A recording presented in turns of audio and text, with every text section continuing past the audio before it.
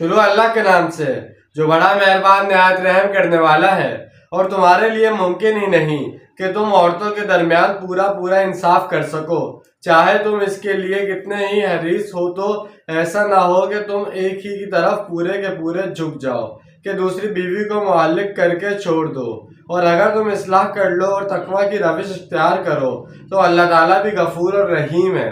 سورت کے آغاز آیت 3 میں فرمایا گیا تھا، اگر تمہیں اندیشہ ہو کہ تم اپنی بیویوں میں اگر ایک سے زائد ہے عدل نہیں کر سکو گے تو پھر ایک ہی پر ہی اتفاق کرو، دوسری شادی مت کرو۔